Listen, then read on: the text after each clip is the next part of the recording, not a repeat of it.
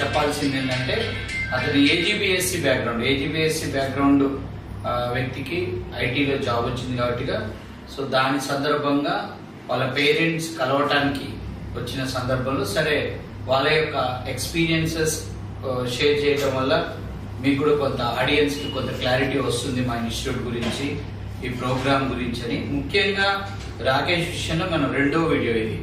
Main reason ఏంటంటే అతను వచ్చిన బ్యాక్గ్రౌండ్ అనేది ఏజీబీఎస్సీ అవటం వల్ల ఏజీబీఎస్సీ బి ఫార్మసీ ఇలాంటి లైఫ్ సైన్సెస్ నుంచి కూడా సాఫ్ట్వేర్ సైడ్ రావచ్చు అనేది మనం ఆడియన్స్ కి తెలియజేయటం వల్ల ఆ యొక్క స్ట్రీమ్స్ లో ఉన్న వాళ్ళు ఎవరైనా సాఫ్ట్వేర్ వైపు రావటం కోసం వాళ్ళకి ఇది ఒక ఎవిడెన్స్ లాగా ఉంటదనే ఉద్దేశంతో ఈ వీడియో చేయడం జరిగింది. రాకేష్ ఎలా ఉన్నావు? హ్యాపీయా? Fine sir, I happy. Last week exactly Monday నేను ఆన్ బోర్డ్ అయ్యాను సార్. మొన్న మండే, ఇది ఫస్ట్ వీకెండ్ హాలిడే. సో అయితే నువ్వు మొత్తం కపుల్ ఆఫ్ మంత్స్ ట్రైనింగ్ అయింది, తర్వాత ఇంటర్వ్యూస్ అటెండ్ అయ్యావు. అదంతా మనం లాస్ట్ వీడియోలో చెప్పాము.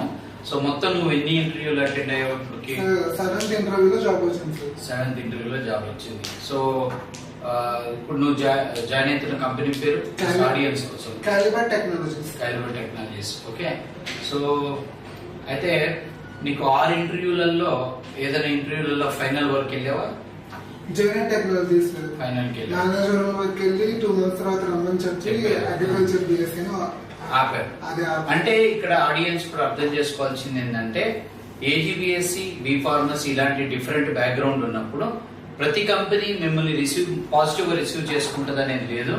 కొన్ని కంపెనీస్ మనం ఫైనల్ దాకా వెళ్ళినాక కూడా ఆ యొక్క బ్యాక్గ్రౌండ్ ఉందని చెప్పేసి ఆపే అవకాశం ఉంది. అదే జరిగింది.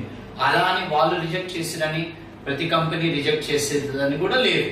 సో ఇది అర్థం చేసుకోవాలి. ఎందుకంటే వీళ్ళ బ్యాచ్ లోనే డేవిడ్ జాన్సన్ జీవీఆర్ ఇన్ఫోలో ఈఎస్ఐ హాస్పిటల్ ప్రాజెక్ట్ కి సెలెక్ట్ అయ్యాడు. అతను బి ఫార్మసీ. ఓకే, రైటా? హ్యాపీయా? Happy sir.